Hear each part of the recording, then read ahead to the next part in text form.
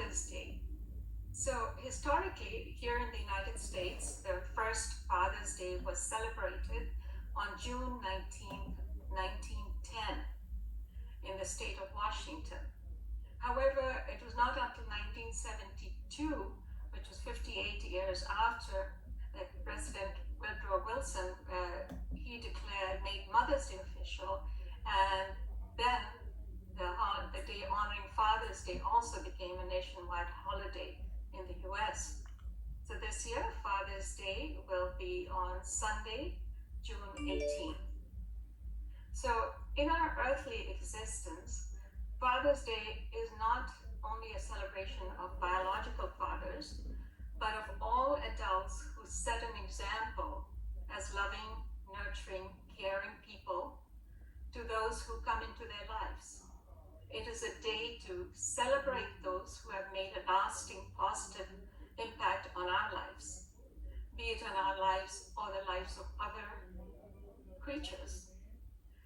Our thanks to all the men who are working to be good fathers, whether they are stepfathers, or biological fathers, or spiritual fathers. In our spiritual life, of course, our dear Lord Sai is our father and mother. So today, as I mentioned, we are celebrating Father's Day with a panel discussion, and the topic of the discussion is titled Our Divine Father. And the panelists are brothers, again, Ankit, Raj, and Srijay. And our moderator is Brother Sri Akila, who is the Region 2 Service Coordinator. So Brother Sri Akila grew up in the Sai family, and he spent many of his childhood summers at Prashanti Nilayam and Vrindavan. In his professional life, he founded and he runs the Dream Seekers Academy, which provides support for foreign students coming to the US to study. So we welcome all of you, and thank you so much for joining us. Sairam. Brother Shakila. Sathya, sister, thank you for the warm introduction there. And if I could be made a host, then I could go ahead and share the slides. I did make you co-host. I wonder if that can stay. Okay, no, it's working. Perfect. Yeah. So I'll go ahead and go ahead and slideshow mode. And hopefully everyone can see. And before we go get started, what I'll do is I'll stop the share just for a second, and what I'll do is I'll introduce our our panelists here. First of all, I want to say warm Sairam to everyone here. Yes, It's always good to be back to the Manhattan Center. I have so many great memories seeing many of you, and even those days when we used to congregate in person over at the Manhattan Center, at an old church. And I hear talks that this may be resuming again. So I'm looking forward to that, and it's wonderful to hear. So without further ado, I'll go ahead and introduce our panelists here. I'll start with Brother Ankit. I'll go in alphabetical order, and I'll start with Brother Ankit here. Brother Ankit actually studied in Swami's University from '97 to 2002, where he received a master's degree in life sciences and biotech. Later he actually received an MBA from Kathmandu University. He's from Nepal originally, and currently lives in Virginia with his wife, and is a cute and naughty son. He loves children and enjoys being one with them as they radiate so much positive energy, zeal, and enthusiasm. He's an avid sports person, has played on many team sports at Swami's University, and coaches his son's soccer team as well. In his professional life, Brother Ankit is a technical product analyst.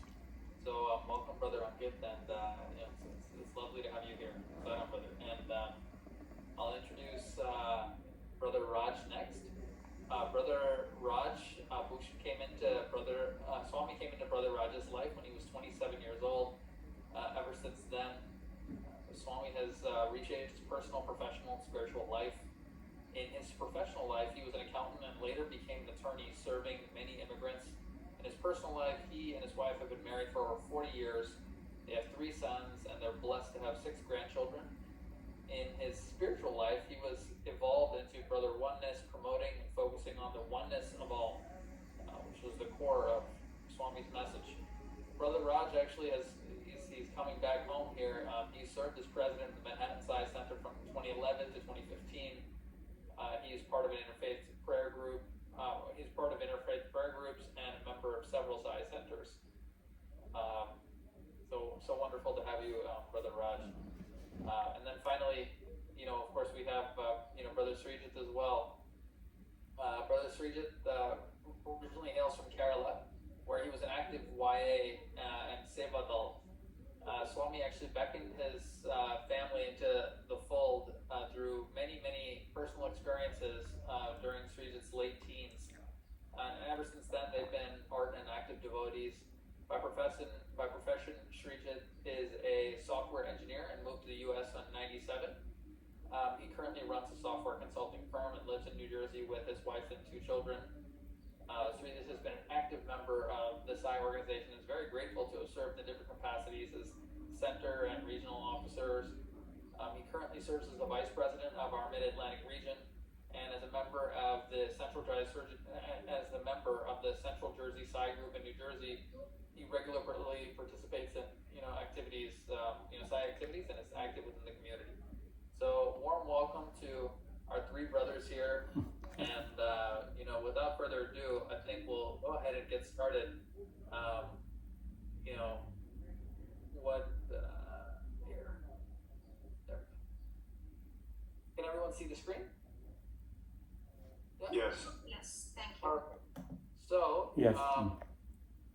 So we'll start on a little bit of a light note, and then, slowly evolve. So if we could describe one memorable incident between you and your father, it could be, funny, sad, and incident that you can always keep in your memory bank. So, I'll ask our panelists to kind of recall anything in particular that they could think of. So, Brother Ankit, maybe you want to start us off? Sure. Saigon. Brothers, sisters, elders, and everyone. It's so glad to be back here. Sure. So one of the incident that I always cherish with my father, I lost him, my biological father, a year back. But I think the thing that I always recall him coming in his scooter, because I was in a boarding school, and he used to come to pick me up, meaning, anything. Now I recall the reason he used to be there to pick me up anytime is for the greater reason, meaning there are times when we fall in life, and there's always that divine hand, or, a very significant part that you have to get up and come in your life. So similarly, I think that incident really recalls me every day, because I used to cry when when he used to come.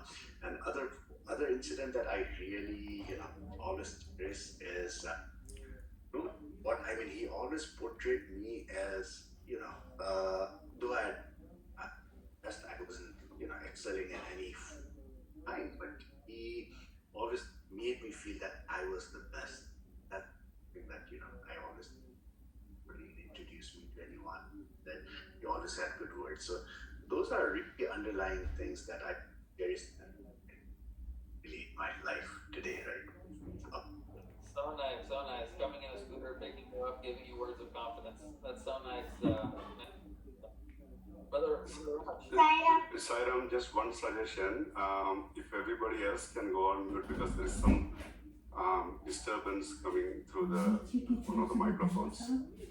जो है जोर से नहीं बंद करना ऊपर से भले बट नीचे से लाइट I just समझे mute it all, and then if I'll call on Brother. I'll request Brother Raj to speak or share an experience. Yeah, Sairam everyone. Yes. Well, go ahead, sister. Sairam. Should I go ahead or? Yes, please. Okay. Yeah. All right. My relationship with my father was great. I was the second child in the family. So from up to first 8 years, it was a lot of. At that time, father lived close to us, and we had a lot of activity. We were in Mysore city. He used to take me on his bicycle and all that. And then my sister joined the family in 1960. Then I took the back seat, and then it was difficult period. It was until I came to US. It was each day was a challenge. Actually, I fought with my father before, and that forced my older brother, who was a psychiatrist in the US, came in 1968. He pulled me out of my village life and brought me here. So the last time when we went to get the visa, I think then my father had very soft corner. There's some tender moments I can recall. And then another incident would be eventually after I was 35, already with 2 children, I became a lawyer. I went to visit India, and then then he was really beaming and proud that I also followed his footsteps. Finally, after failing high school, PUC, all this, I was nowhere to be found. He was always comparing me as a dry land. We were agriculturists, right? My older brother was a doctor. Is the wetland, the commercial crop, and whereas the dry land is you just limited to a few things. So that was very pleasant when in 1990 in 97 when we went to India with my grandchildren. Of course, I present him with my grandchildren. With his grandchildren. It was a very tender moment. And then he passed away about 34 years ago. And then he's one of my idols, Saira.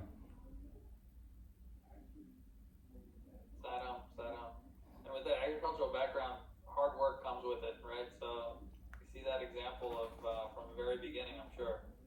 Yes, it is also. Connection to Swami is like it same like Puttaparthi life. All our relatives looked very similar to Swami's relatives, and the activities. I used to wear half knicker, the half pant, going around, walking barefoot to school. There's so many common. I could relate to early part of Swami's life that way. I also drawing the water from the well and carrying the water and the balancing. I never had the dream to come to United States. It just Swami pulled me in different strings. I'm here. I am Sairam. Just happened. Sairam. Brother Srijit. Sairam. First of all, happy Father's Day, even though it's a few days earlier, but happy Father's Day to our eternal Father Swami and to all the fathers. So my relationship with my father, even though I wish I spent more time with him during my after moving to United States. It was mostly during the time when I was right before college that I was staying with the family, with my parents, and that's the time I had a lot of interaction and with him. So there's one incident that I want to share, with my father, he always had a long-term vision about my future. He would be very stern when it comes to decisions about my future, my career. So, during those times, when I was in the college, I used to fight with him because I thought I knew better. But now when I look back, because of those decisions he forced me into, my life turned out to be good. So if I had gone with some of my own decisions, which I thought were better, I would not have ended up like this. It would not have been so good for me. So I always am indebted to my dad for that. And there is an incident that comes to my mind. So there was this one occasion where my father and actually Swami joined hands together to secure my future, so to speak.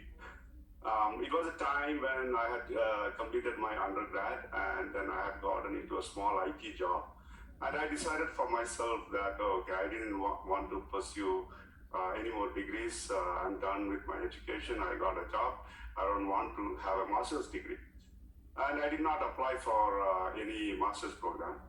So when my dad came to know about this, he was furious. And he said, oh, nothing doing. You are going to pursue a master's. But by the time the deadline for all colleges to apply had passed. So there was no chance to apply any time for that year. So I was also very relieved because, the deadline has passed. But my father was so adamant.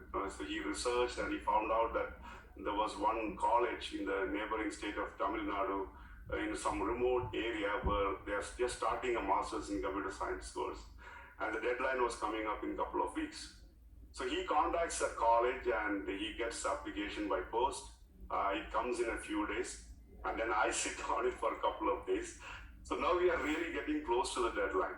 So my dad, he takes this application from me and he fills it in himself. And then the day before the deadline, the postal union, it announces a strike. It happens sometimes, like where I come from. So there is no way you can mail it on time.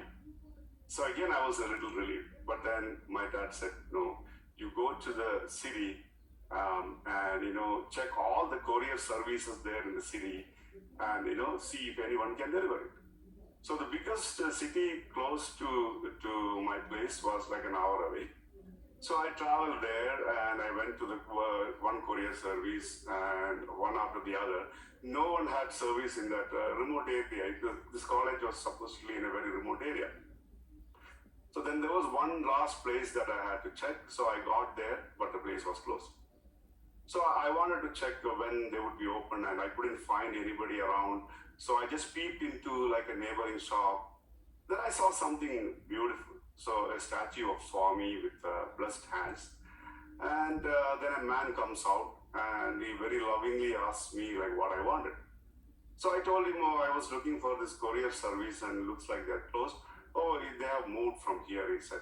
And he asked me like why I was looking for this. And I explained to him the whole story, this man. And he said, oh, this is a remote area. Nobody would have service in that area. It can be only delivered like if somebody, if you courier it to like a closest city to somebody, some address, and then that person can hand deliver, travel by bus or something, and hand deliver at this place. That's the only way you're gonna make it on time. And then he goes, I think I know someone who can do it. And then he said, oh, we just have to pay some extra transportation for that person to go to the college from his city. So then he hires a taxi and then he takes me to the courier office where that other courier has moved to. And in my mind, like I was saying, oh, I don't have any money. I don't have more money to pay for this extra transportation cost, and certainly not for the taxi. Anyway, so this person takes me there to the courier office, and he goes in. I'm staying outside.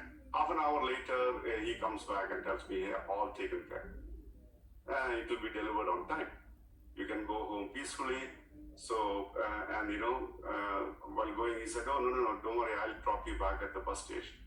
And he takes me in the same taxi to the bus station. And as I was getting out, I was apologetically telling him, sir, I don't have money to pay for what you have spent on me.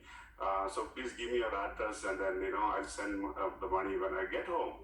And his reply was, oh, don't worry about it. And he just drives away in his taxi. I never saw him ever in my life. And now that I think of it, it was Swami himself who came to my rescue to fulfill my father's wish, and also to secure my career. Because over the years, it's so evident to me that my career would not have progressed well if I did not have my postgraduate degree. So, that's the story that I want to share. Even while, moving to US to work, this degree was instrumental for me. So, my father and Swami together made it happen. Sai Ram.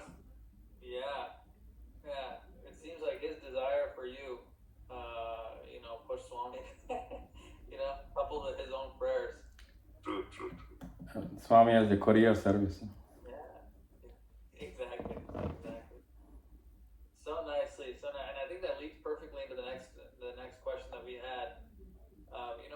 Swami has once mentioned father, mother, son, daughter, husband, wife, brothers, sisters, nephews, nieces, cousins, uncles, aunts, grandparents, grandchildren. I've specifically chosen them all for you so that you will grow together, experience each other, and evolve. Now, we heard actually bits of this, and reflection on this particular idea with each of you. And brother, Raj's case, initially some loving care, and then the sister comes in and there's some resistance suddenly. Elderly teen resistance in Brother Sridhar's life, and then of course loving support through Brother Ankit's life. So, what do you think we mean by grow together, experience each other, and evolve? If you could share some of our thoughts, maybe some of the more challenging experiences, the growth, and then the evolution. Maybe where we may want to focus here. So, I'll ask, any one of you could speak, but I think Brother Ankit, maybe if you want to start us off. Sure, I think absolutely. I mean, Swami chose everyone for us, right? I mean, we didn't come here and say we wanted, Mr. X as my father, or she as my mother. Yeah, that was divine, blessing for us. But the reason, I think the main catch here is so that you will grow together. Meaning, each one of us, if you look at each one individually, we are not perfect, right? I mean, we can never be perfect, but becoming 1+1, that 1+1 becoming we, to 1+1 becoming many. That's the concept here. I think Swami always enforced us in our life that we belong to a community, and we grow in a community, and we give back to the community. And here, I think experiencing each other, meaning that's the key of the word. We are not here to experiment. We are not trying to see, give and take here. It's like, not get and forget kind of relation, but we are here to give and forgive and grow, right? I mean, like you always used to say, money comes and goes, but love and morality comes and goes. So same thing, I think here we are growing, we are evolving, meaning we are, not just making movement here, but I think we are making movements forward with everyone. And it's a harmony that we bring in life, not only individually, but even to our immediate family members, and trying to be one with the nature, one with each other human being. And this I see more now in day to day, where we start accepting everyone, right? And we broaden our vision. We try to put ourselves in eyeballs of other person and see from their perspective. So those are the points I think what Swami really has given us. And this is a wonderful journey. With everyone we walk together in this spiritual life, that progress we make, we evolve together, and it's like we rise together, we don't fall, right? I mean, in love we all rise together. So that's the point, I think Swami, from my perspective, that's what I feel Swami is trying to drive some of the aspect. Yeah. There's this phrase in Telugu, "Kalsi melsi perugudam." We used to say that very, very often. So Brother Raj is, if you could share on your thoughts. Yes, Sairam. Yeah, I think Swami said, I was one, I became many. So then he starts out his discourses, Divya Atma Swarupa Lala, divine embodiment of love. So every person in our life, especially immediate family members, we have karmic balance to take care of, give and take. But at the end of the day, it's all about being loving, forgiving, accepting, acknowledging, rejoicing, celebrating their life, putting aside the differences. So I'm 70 now, with so many challenges from family members, property disputes, relationship problems, things like that. But you kind of raise above all that. you don't look at the behavior, you look at the soul, the Atma within them to raise about situation. As Brother Ankit mentioned, money comes and goes, morality comes and goes.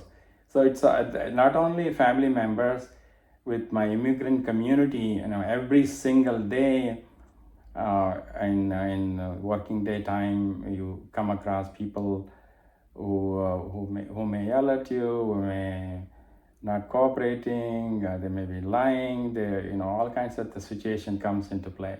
But still, you smile and then be patient, loving, and then try to invoke Swami's presence in that situation. So it's all about, the goal of life is to experience God's love and to share with all of creation. So that is the underlying concept. It didn't happen overnight, and it's still a work in progress.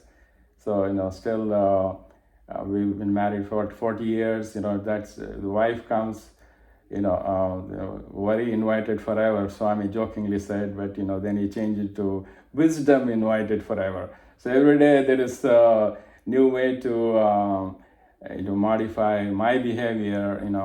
I think sometime even hourly test of patience is there. So you see, to progress of how much rain we have received is a wetness in the ground, right? Same way, spiritual progress is how much patience you have, how much tolerance you have, and or how long it takes to reset the whatever raising emotion back to tranquility. So I think the Swami has given enough challenges. He will continue to do so, and then that's the way. So thank you for Swami for that. Without him, it wouldn't have been possible. Sai Ram. Yeah, sounds like the evolution is made possible by Swami, of course. So, Brother Srijit. So I totally concur with brother Sankit and Raj. And one thing that Brother Raj mentioned that it stuck with me, and I also strongly believe that Swami has given all these relations for working out of our karma with each other, and there's, of course, working out the karmic balance. And Swami also says that this earth is a university, like where we all come here and learn important values, and which leads to self-transformation and then self-realization. So all these relations that Swami mentioned, and these are the ones that you get to interact with the most in your life. And hence, they play a very important role in the learning process and in shaping our own character. And we are always learning from each other in this relationship, and also learning from the mistakes that we do towards each other. So that's the most important thing. And we work out the egos with each other, and like that. And you can go on and on. And Brother Raj and Ankit have already covered all these points. So, but since this is a discussion related to Father's Day, so I wanted to just touch upon my role as a father to two wonderful children. They are wonderful, but they also drive me crazy at times. And and in my relationship with them, I have learned how to stay calm most of the time, not every time. But it also helps me practice detachment. It's a work in progress, but I feel that being detached is sometimes the only way to overcome frustration and agony. And I realized over the time that they are their own people, and they are entitled to individual choices, and they don't have to necessarily comply with my own thoughts and beliefs. So that's something that you learn over time, and then you try to adjust with that, and that's a learning process, right? But at the same time, what my wife and I, we are proud that we are able to bring them to Swami and imbibe the values in them through the SAI way of life. And that's the only thing that really matters, right? My father brought me to Swami, and my wife came to Swami through me, and our children came to Swami through us, and I just hope the cycle continues, So, Yeah, beautiful. Can I add? Yes, brother. Oh, okay.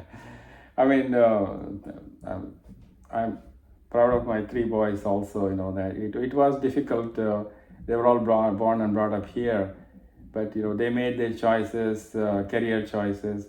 One became he's a trader. He works for a trading company, and then the other two are lawyers. So they made their choices, especially when they come to spousal choices. They also made choices. So we have an international family. We have a Jewish, Christian daughter-in-laws.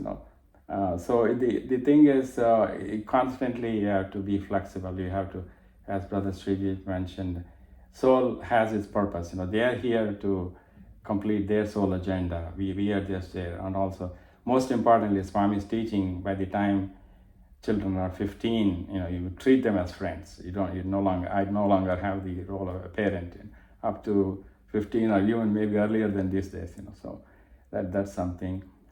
So it started out just myself, and now 14 immediate family members within us, and extended nieces and nephews. So there's a lot of role to play. I think, again, giving them time is the most important gift we can give them.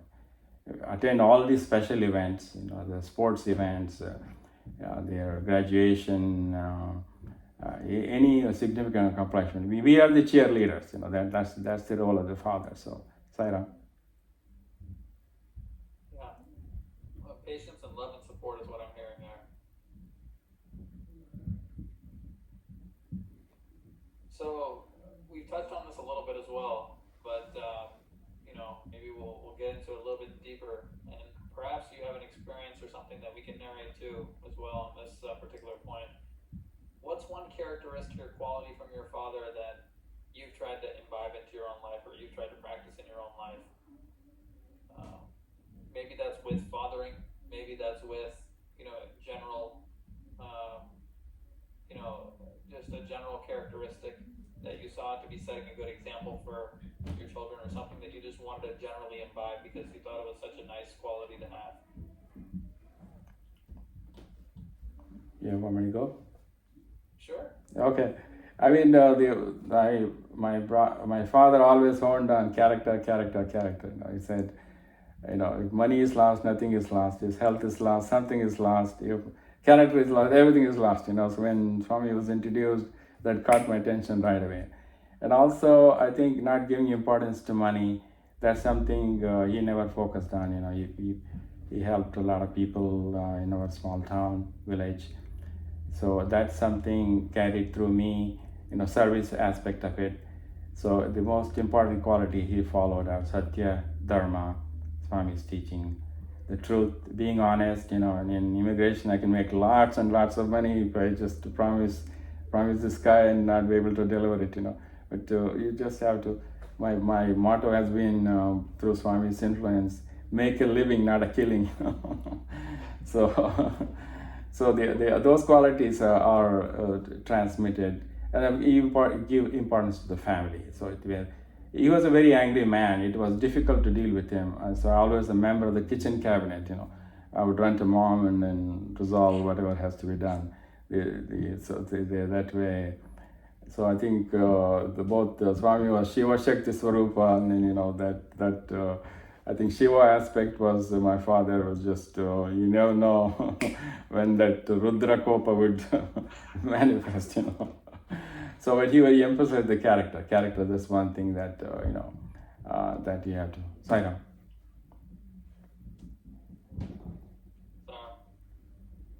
Brother, go ahead. You have your hand on your heart there. Right.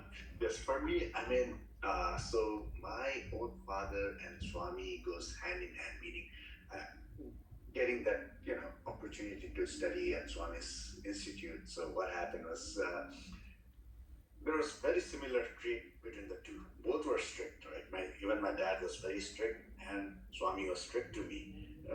To others, Swami would be more like a mother. I mean, Sai Baba, meaning literally we are talking about divine I, mother, and Baba, father. So, but for me, he showed more of a fatherly kind of, that strictness. And the difference between the two was like my physical father, biological father, didn't know what was in my mind, but at least my divine mother, divine father knew everything. And they both accepted me in that way, in that aspect, right? So I'm really grateful for that. But one very funny incident that I can trace back is when in the interview, and like Brother Srijit was talking about his application. So in my application, I mean, right now, if they knew it, I would be behind bars, meaning, I would be paying, because my mother even signed it and sent it, right? And the thing was, back then, the Vice Chancellor, Reverend Vice Chancellor asked me, why do you want to study in Swami School?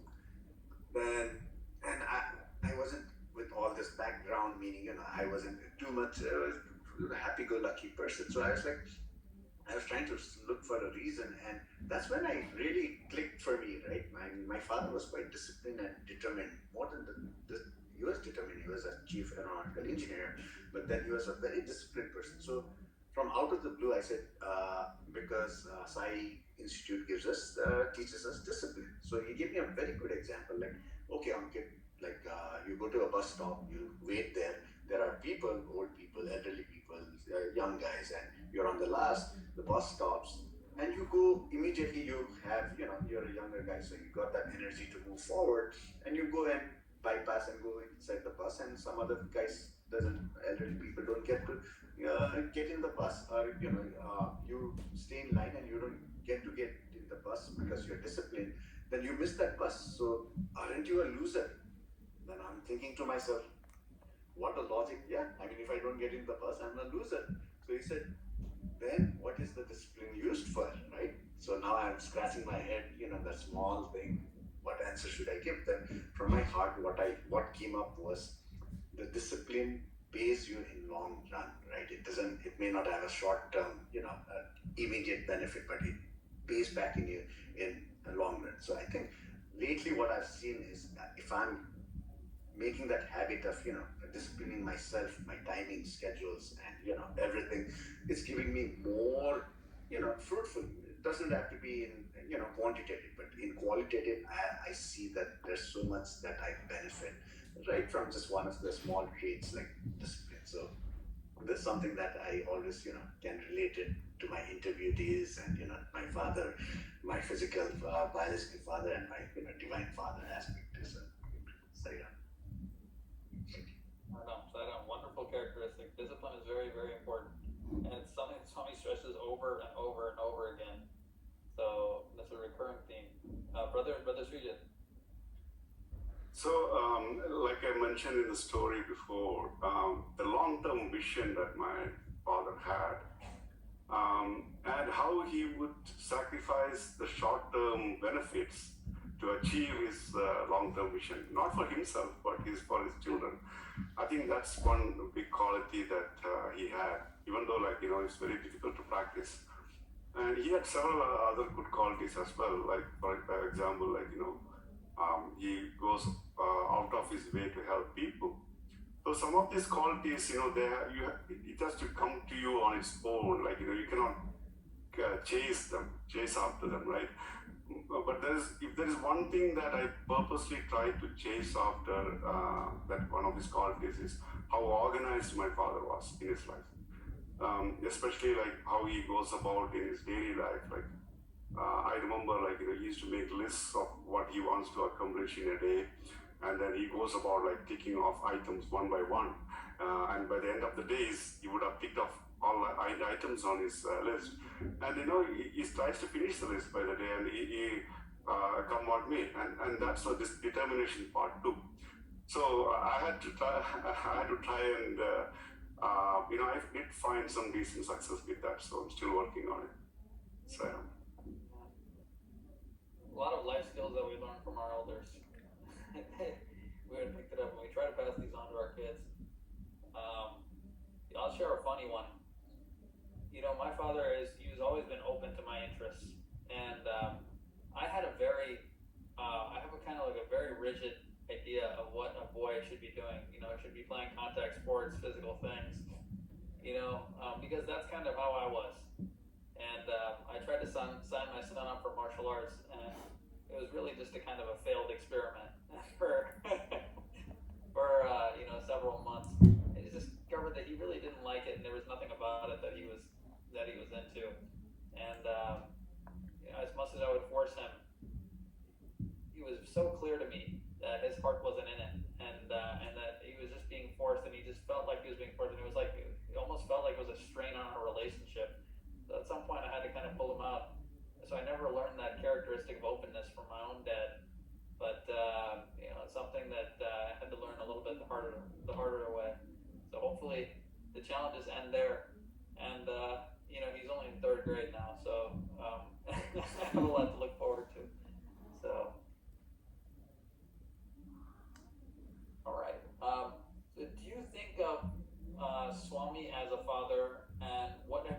model after him as a parent. So I'll actually, one thing that we'll do, and I'll let everyone who's here think about this as well, and we'll actually call for our female sisters who are in at center today. And if anyone wants to speak, if any one of our sisters has any particular thoughts here, we'd love to get their involvement as well, because of course we celebrate Father's Day, but really we celebrate the Divine Father and what we could learn from him. And so are there any of our sisters who would like to share on this particular point? Saram Shakila, I think Sri Vedika was trying to say something. Maybe you can give her an opportunity. Sri Vedika, are you there? Did you want to say something?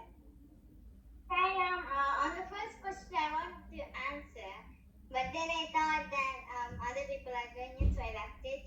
I tried to mimic him with clapping, like he claps one hand, one direction first and then the other direction. I've tried to mimic him with clapping. Oh, very nice. Well, hey, that's a good So why do you think he claps? He claps like in a different way. So I've thought that's another way. I built up curiosity and I was like, okay, let me try clapping like that. Yes, very nice, very nice. That's a good observation. Does anyone else have any particular thoughts? Any one of our sisters? Hello? Yes. This is Vera. Sarah and Vera. How are you? Okay, thank you all of you for giving us insights about your fathers. I just wanted to say that Swami is, as a father for me, not there just in my life, but all pervasive and guiding me at every step, which is more than even a human father. He's present, like in front of me, inside me, behind me, my side, and leading me to everything that I do. It's like I'm walking with Swami all the time. I know that I'm getting into the empty bus and I feel Swami is there with me. So that's the kind of a relationship.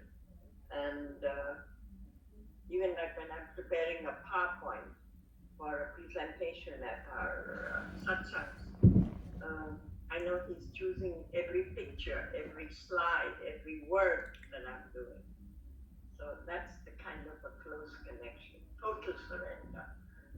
More than my human mortal karmic father, but he was a great man. And that's what I would say. But regarding my own biological father, I must say he worked till 92 every day of his life. And that was exceptional in India. And he gave me a great role model of courage, of being a pioneer. And I think I imbibed some of his traits that I continue to work even at 82. So we owe so much to our spiritual father and our karmic father. Very nicely put, sister. Thank you for sharing that. And the two are constantly in my life, They say, well, our ancestors, you must not disturb them, you must leave them there. It's not that I'm dragging them down, but they are like, even my mother or all the figures, they're like a legacy that they have left me. So I pay them a tribute. So let us talk about fathers, not just who are present in our lives, but also to thank those who have merged with Swami and bless them every day and thank them for what we are about today. So that's what I want to say.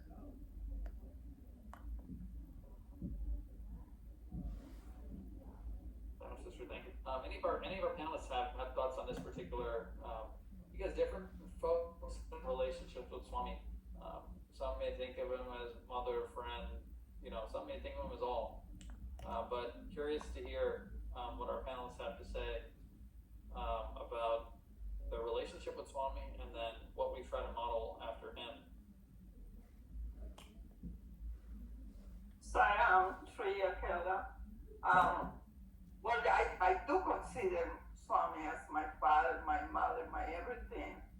I'm not a parent, but I am an aunt of like 12 nieces, and what I observed all these years after I've been Swami devotee is that he had this open mind, and that's what I think when I'm with my nieces. I just accept the way they are and allow them to be open-minded, even though sometimes I don't agree, but I try to respect that side of. Oh, thank you for sharing that, sister. Yeah, it's very nice, and well, you're blessed to have the 12 nieces and nephews there. That's wonderful.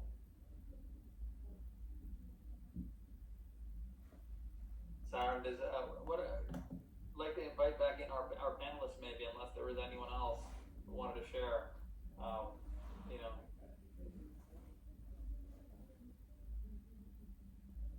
Sairam. My name is Shiva. Sairam, brother. People know me as Sarita's assistant. In the lottery for fathers, Sarita and I really hit the jackpot. Swami blessed us with the most wonderful, kind, generous, loving, and amazing fathers. My father was always my hero, and I think that's the case with most of you. I'll tell you a small story. When I was about 4 or 5 years old, there was some noise, some commotion outside our home in the middle of the night. My mother and sisters were really worried, to say the least. My father, on the other hand, picked up a walking stick. He had a collection of them, even though he did not need them, and went out. It was a special walking stick. If you twisted and unscrewed the handle, it became a sharp, deadly saber or a sword. My father patrolled the grounds and the periphery of the house, made sure that there was no danger, and came back and assured us all that everything was safe. In my young mind, it cemented his reputation and status. It cemented his reputation and status as a superhero.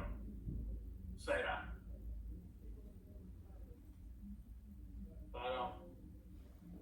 It's nice to recall these memories, of our parents' distinct features and characteristics, isn't it? So I'll invite back Brother Ankit to maybe address this question about, and we'll try to bring it back to the question about the role that we assign Swami in our lives and the characteristics that we've tried to model after him. Absolutely. So for me, Swami is, I mean, hearing thank you for the shares. Everyone's shares were so valuable and touching in, one aspect or the others. So thank you.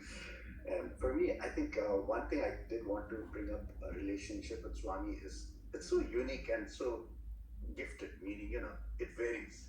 At one time Swami can be a friend, one time he can be like your brother, he can be a mother, he can be father. So it's multifaceted. That's why he's an avatar, right? Meaning God. So that's one beautiful thing that I can take away. And the other thing that I've really modeled after, much that I've taken, right, from Swami, meaning the good part, and I've rectified my whole process in life. But that out of so many things that I've learned, gathered and valued and treasured, I think one thing that I truly have seen and want to model is Swami always used to say, if you want happiness for yourself, create happiness for others, right? That's where you find real happiness. I think that's the beauty, that's the crux of the, inner meaning of happiness. If you can make everyone else, if you can see happiness in others' happiness, you're done. I mean, that's the that's the day where everyone is happy. So I think that's one thing that I want to, and pray for Swami to give me that thing to start seeing that and make that thing going on as progressive and evolving, right? So that's one thing I wanted to share. So, wonderful, brother. So nice. Brothers Roger, Srijit, either one. Yes, okay.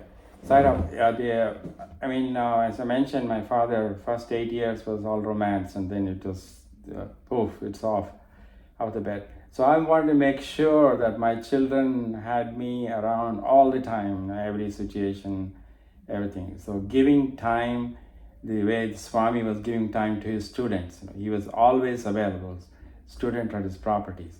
So I viewed my role as a father to be there in every situation, whether they're going up or down or anything, just to feel what's going on in their life and then, be a cheerleader. That's one thing. All the teaching of Swami, love all, serve all, help ever, hurt never, everything comes down to oneness. Swami's teaching of that we are all one, be alike to everyone, don't hurt, and all that stuff. So I have dedicated the last 8 years plus in sharing the Swami's message. Every chance I get, my internet presence is quite strong. People know that.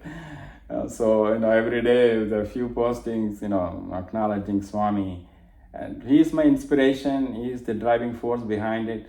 As a matter of fact, in 2010, just before his 85th birthday, Sai Bharadwaj was going to Prashanti Nilayam. I sent him a letter saying that I want to be active in the internet, spreading your message. And Swami took the letter, so that's it. I got the green signal. From that point on, I became Brother Oneness. That's it. That's all. I introduce myself everywhere where I go. They ask me, what is Brother Oneness?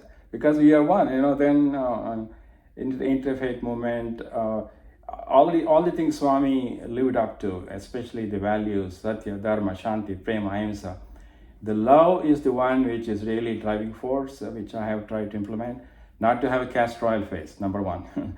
Number two, to always be open to other ideas. And then number three, always be an encourager, not a discourager. So anything anybody says, it's a good idea. Let's take a look at it.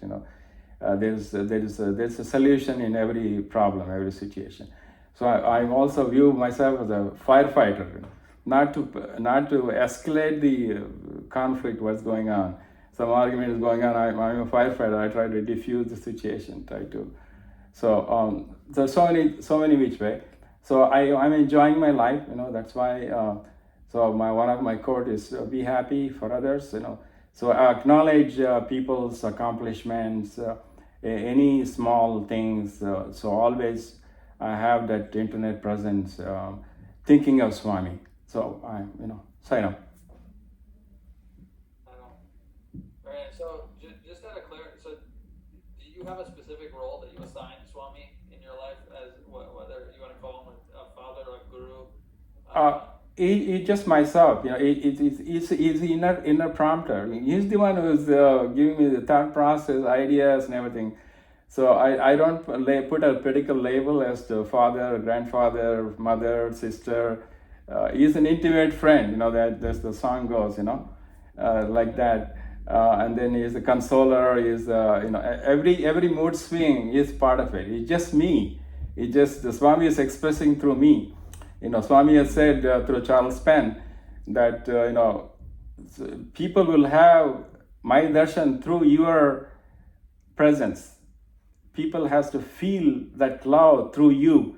That love has to radiate through you. So I don't assign a specific role to him, but I owe everything in my life, as I mentioned in my intro, that my professional life, personal life, spiritual life, everything. And then, I'm really now sharing the message that we are in a Godward journey. We have come from God. We are with God. We are going back to God.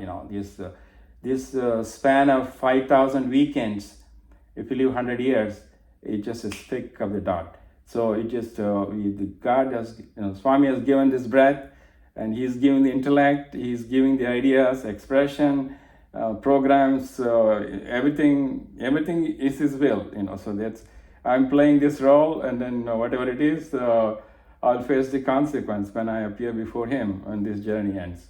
Sayonara. Very nice, brother. And I'll ask Brother Sridhar to share as well. Sure. So the question is do you think of Swami as a father? Yes, I do, but not at all times. Mostly, to me, he's like a friend, like Brother Raj was saying.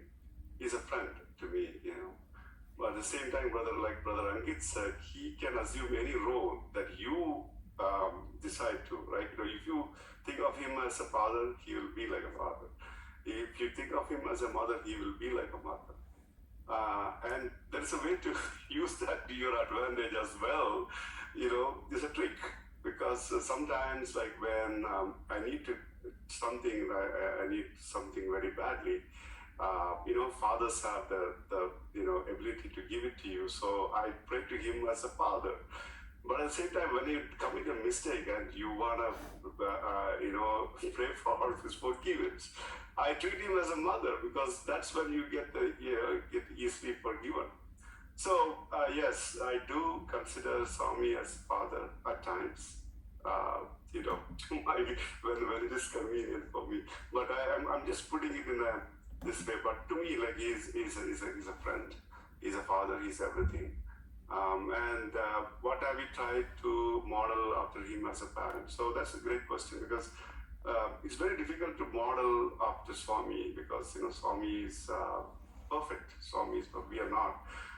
But there's one thing that in my role as a father, something that I try to incorporate is one time Swami was giving an interview, and he told one of the fathers that you are always angry to your children, and that should not be the case. And he tells Swami that Swami, without being angry, they won't get things done. So Swami said, there's nothing wrong in being angry here, but don't take your anger to here. So, because that's what Swami does to his students too. He gets angry. Swami gets really angry too sometimes. But he's angry only here, at the superficial level. He's not angry in his heart. So, but it's very difficult to do, because when you get angry, you get angry. That's it. You cannot act being angry. So, but this is something that I try to practice with my children. When I really want them to do it in a certain way, I act as if I'm angry, but without taking that anger to my heart. And over the years, I think it has yielded good results for me. So thank you, Swami.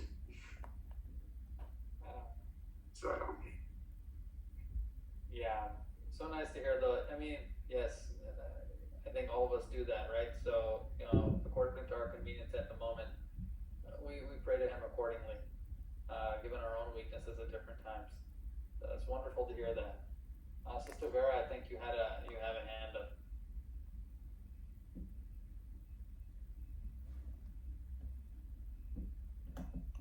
She also has typed in the chat, maybe. Yes. So I'll just share that then. It's quite different for me. It says, me, Swami is not just a father, but the divine presence in life. And of course, you shared as much on that particular point. What was that? Is that right, Sister Vera? Yes, he's not father, mother. I may be radically very different from everybody else. Please forgive me, but for me,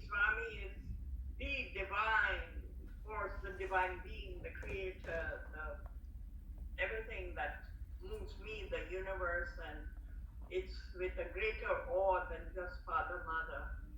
So. Very true. Also on that point, if I may add, I mean, if Swami really wants us to live in the soul awareness, so we cannot assign a role. If you say you are God, I know it. I mean, I'm sorry. And Swami says, I'm God, I know it. You are also God, you don't know it. So, I mean, at the end of the day, that liberation, moksha, whatever we are searching, finish this soul cycle, we have to elevate. So that's why I don't put a label saying father, mother. All of it is encompassed and more. And also one last point is that Swami's teaching is the one driving force. Swami's physical presence is not there. That's something. So once you have focused on soul awareness, that's that. Sairam. Yeah, looking at Swami is something bigger than just a father or any particular role or any particular defined definition. What we hear here is that Swami is bigger than that. Yeah, I think you put it well, brother. So we'll go to one more question, and then I think we'll wrap up because I think we're getting to the gist of what we wanted to get to here. We talked about characteristics that we wanted to imbibe from our own father. Where we saw some element of the divine. We talked about Swami as a father, as a role model, or as an example of perfection, where there are certain aspects and certain elements that we observed in our interactions with him, whether they're personal or otherwise, or what we've observed from whether it's clapping or something where it's even a more developed or evolved form of kind of the way that he looks at things, where we try to imbibe some of those characteristics. But we heard the comment, Swami is perfect, but we aren't.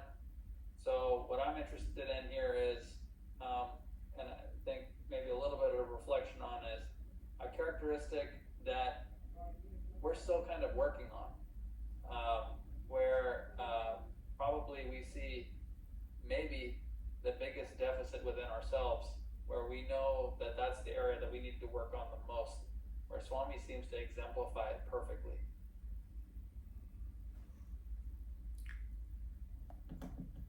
I think, yeah, okay. Go ahead, yes. Yeah, I think one thing I'm still working on, sometimes judgment of people creeps in. So that's something which is a big no for Swami, that you don't judge anybody. You just and also you don't react. You have to respond. So that's something continually working on it. And also I remind myself of 0 seconds anger. So in the domestic situation, anger does come. It may last few minutes or an hour, but that's something. It just be a human. I mean, I'm human, and I'm working on those things. They're practicing silence, not reacting, and not judgmental. Yeah, it's hard. Those are hard. Brother Ankit? Sure, I think that's a very beautiful question with a very profound answer for me, right? Because if I were to look as Swami as a SAI mechanic, then if I were to be a god, I think I'm the most outdated or the most dysfunctional god, because right now, just retrospecting and reviewing myself in life, what I've done, just looking back at things, the blunders that I've done, the mistakes I've done, the good, bad, and ugly parts of my life, I feel like there's so much room for improvement in anyone taking me that as a person, be it ego, anger, the not non-judgmental kind of aspect, right, or being judgmental. All those things are so ingrained, and but good thing is, Swami is there, his blessing is there, and knowing that I have those things and I have to be better from today to tomorrow, taking today one day at a time, or living in the present, is making it more beautiful. Meaning, this is a journey. it's a moving target, meaning you don't reach to that target tomorrow. When you are tomorrow, that's day after tomorrow. So this beautiful journey is all that we imbibe, is like Brother Raj said, we imbibe his teachings is simple teachings, or even love also, help ever, hurt never. We take that and imply in our life. I think it becomes whole different perspective, or different life altogether, right? So that's something that I always have been lately looking at it, and that's what I tell as my divine father, if I look from his direction, what I'm trying to do in a very small portion is try to give it to my son, right? Meaning 9 years old, but I want him to better version, like how iPhone comes with update version, by just teaching and everything to my son. So yes, I'm very grateful here. Thank you. Very nice, very nice. And Yeah, Brother Ankit, I wouldn't say old car, I would say antique, which has higher value. it's hilarious, yeah. So we also had a few comments in the chat, and I'll just read them aloud. It's not just a characteristic, but in the all-pervasive goal of self-realization, living in the present with the awareness of divinity moment to moment. And then, of course, we have purification of ourselves. Living in awareness, constantly. It's, I think, something that's, always a challenge. And, and then we have it, summed up from Brother Jack here about, just love being a characteristic. And, again, just like the living awareness of divinity from moment to moment, the practice of love in every circumstance at all times, these are the ultimate challenges, right? So yeah, it's wonderful. Brother Srijit. So yes, when Brother Ankit was sharing about this, the car, and I was thinking about one of the quotes that was written in Prashantiriam, come to Patti as cars come to the workshop. So something similar to that. And like we are all like that, cars, right? So it's not just you, Brother Ankit, everybody. Yes, so I mean, like I said earlier, it is very difficult to emulate Swami and this thing, but we are all trying to do that, because he is our role model too. And Sister Veera actually took it out of my mind. So after this retreat, we had a wonderful retreat, and the theme of the retreat, it really stood with me even after that, and the experiences I had before and during the retreat, which is living in the present. So that's Swami, right? Living in the present. Swami is always present, and he is omnipresent, and he is is never worried about the past or the future, even though everything is in his hands. So that's the equanimity he maintains. So that's something that I took to heart from the retreat onwards, and trying to practice that in my life. And it's still really fresh with me, so I remember that. So that's something that I wanted to share. Yeah, living in the present. So let's go to this, and then because we are running a little bit past time, so we'll ask you for a quick, if there's any one question that you can ask Swami at this time, what would it be? Brother, we can use a few extra minutes if all of you have some time. Thank you. Is that okay? Yes, it's okay for us. Thank you. Okay. So we'll go to this, and then we'll go maybe one question back. So my one question to Swami is how I'm doing spiritually. Before his samadhi, some years back, he came in dream and said you are on the right track. But I haven't received any other response after that. So I want to ask him how I'm doing.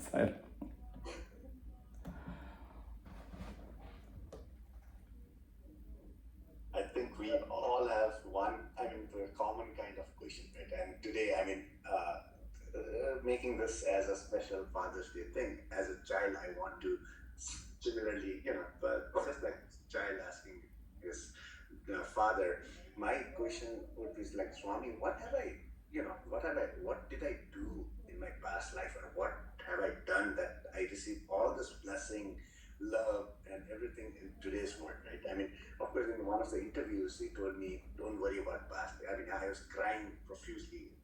His robe was almost wet, and he said, if you cry, I'm going to leave. And he looked at me and said, don't worry. Don't worry about the past. Don't worry about future. Live in present.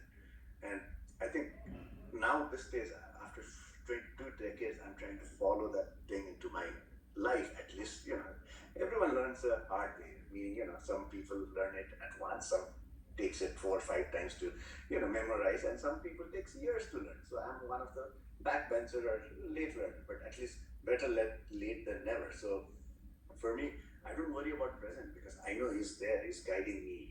I will make sure this 24 hours that I live, I'll make the best use of it.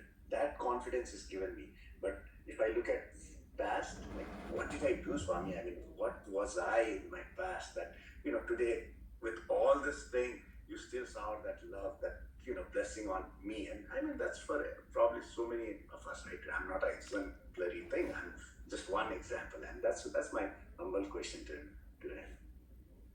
Yeah, that question is almost like it's like a statement of gratitude. It's like, what have I done to deserve this?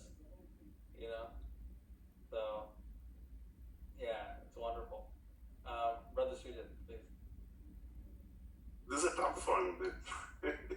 So, see, Swami is the source of all knowledge, and I, being the ignorant, or as Swami calls some of the students, Dunnabotu, or the buffalo, I have so many questions, and Swami has all the answers. But at the same time, Swami alone knows what is that most important answer that I need to have. So, he alone would know that one question that I would be asking. So if I'm allowed to, so the question I would like to ask is, Swami, what question should I ask you? But the problem here is that since I can ask only one question, and if I ask him that, and let's say he answers, he gives me that question, but I would have exhausted my only opportunity already. So let me paraphrase the question like this. Dear Swami, could you please state the one question that I have to ask you? And also please answer the same. How about that? Yeah. So famously, this actually relates to a great question. If folks know SSSIO history and you follow, radio SAI speakers and other things, Professor Bhagya had famously asked this question to Swami. How do we make use of the avatar? The avatar is such an incredibly rare phenomenon, and and we say that the fullest and the last born avatar the last full avatar to ever descend was Lord Krishna, which is over 5,000 years ago, and now we have we have Swami. So how does a human being make use of the avatar? Which is like a fascinating question, right? It's not like, well, what do I do to solve my problems, or it wasn't. It was thinking at a much higher level, and I'll invite all of you to research how Swami answered this, and I'll put in the chat Professor Bhagya's name. And if you actually listen to one of his longer sessions where he does like interview series and other things, like he narrates the story of how this goes, and I don't want to ruin it in any way, so I'll leave it there. But I think if we look into the chats, just a hint will be to look at our brother Jack's comment on just love, and that is the beginning of that answer that Swami ends up giving. So, Sairam. May I say, brother, my one question is, Swami said there was no one to know me, so I separated myself from myself so I could love myself. That's why it's just love. What I want to say is, of the 300 hours of Swami videos that he allowed me to take over the many years, what does it take to get other people to help Kutumba in preserving your gift to the whole world rather than just dialogue? 300 hours of videos yet to be preserved for the world. What does it take to awaken people in service and not just rhetoric? There was no one to know me, so I separated myself from myself so I could love myself. And Samasaloka Sukino Bhavantu, Samasaloka Sukino Bhavantu, Samasaloka Sukino Bhavantu. I say that day and night. Love and blessings. I'm so grateful to the sharing on this Father's Day. Sarah.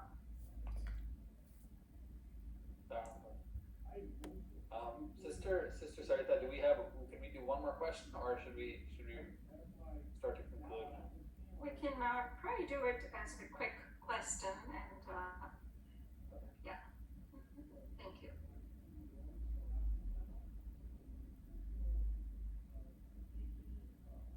But maybe we'll end with this. If there's one thing that you could give your child now, what would it be? And we could consider everything that we've discussed up to this point. The spiritual lessons that we've been given from Swami, things that we would have asked for from him directly, characteristics that we've imbibed from him, things that we look forward to imbibing from him. What is it that we can give our child right now? Yeah, Christina says love on the chat.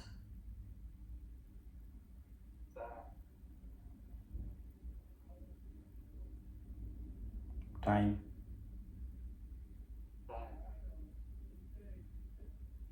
I agree with Brother Raz because I know, there's a very beautiful anecdote and it applies to, this day, especially for people like me or, who are busy with the professional world plus, trying to balance the personal life on both ends, right? So, the father or the parents ask the child to spell love, and the child looks back and says it spells as Time, right? And that's the beautiful, all we can do right now is, that invest time. Play with your son. Set your priority right, meaning, then everything will follow, right? Like how Swami says, be clear and rest will follow. So I think time is the biggest fact. Time is, all pervasive, right? Past, present, and future, if you look at it, that aspect. But then, yes, for me, I think totally agree with Brother Raz, and I think if I were to choose one, pick ABCD, choose one option, then it would be time in many aspects. We can talk about it, but in summary, time is something very valuable. Very nice. Brother Sridhar? So, Swami has given this beautiful gift to all the children, which we know as the Balavikas or the SSC. Of course, this is something that as parents that we try to give it to, to our children as well. That the SSC program is so beautiful. Swami's creation, you cannot go wrong with it. So I feel like my children are both young adults now. My son just graduated from SSC the other day. And we are really proud of that. And to all the younger parents, I would say, send your child to SSC. That's the biggest gift that you can ever give them. Saram. So, and we have a couple of other comments in relation to this. Self-confidence. You can give your child the our children self-confidence. Thank you all, and and thank you, Sister Faith, for your comment on here. We'll end with a story from Swami, or a narration from someone who had an experience with Swami here, and I'll read it aloud. And this is actually a narration by Brother Sri Gopal Krishna Yachendra of the Venkatagiri family. So in their relationship with Swami. So I'll read it aloud. One day I had spoken harshly to my father. I didn't do anything apart from talking rather harshly, as if we were fighting. That happened in Venkatagiri. Later, I went to Puttaparthi. There in Puttaparthi, I used to sleep by Baba's side. In fact, all of us usually slept by his side, myself, my brother, and so on. But on this particular occasion, I was there along with him. We were taking rest, and I was silent. Swami said to me, Gopal Krishna, why should you come here? You're wasting my time and your time. Hereafter, don't come here. Swami, I said, what have I done? If there's anything, can you please excuse me? And I began weeping. And he said, why can't you respect your father? And when you talk to him so harshly, as you did that particular day in Venkatagiri, where arises the question of your coming and wasting my time and yours? If you do such things, don't come here. The most important people for you are your father and mother. They're the people who have given you this body. Yes, they're the people who matter to you. Be careful. If these things happen again, you will be prohibited from visiting me. This is the final warning. This incident happened about 4 or 5 months after the exchange of harsh words with my father in Venkatagiri. I had almost forgotten about it and never thought about it, but it was a fact. Baba used the exact words I had used to my father. He described the room, the day, the very minute, everything. And what more do I want proof that Sai Baba is God and he's omnipresent? And the point that this, the narrator says is the respect that we show our poor parents reaches Swami, and the hurting words that we use against them hurt Swami. So let us always remember this. And I think this is a point that we recalled earlier in this, which was that every one of the souls that are put on earth that surround us, those are all decided by Swami for us, for our evolution. And each day we experience that evolution, and each day we have an opportunity to grow in the right way. And we could use Swami as our guidepost as to how we should grow. And I think all of our facilitators, I'd like to thank them for their panelists for their participation. They led us to think, or led us to believe that we use Swami as our guidepost in the day-to-day to make sure that our actions and our thoughts are aligned with the way that he would want us to behave. And once that happens, things unfold in the right way with those around us and in the world. And sometimes it requires a little bit of patience and an extra dose of love, but certainly it will unfold in the right way, and more we'll experience that peace that Swami seems to embody every moment. Sairam, everyone. Sairam. Thank you, Brother Sri, for moderating. May I just make a quick comment? I want to speak to address the brother Ankit.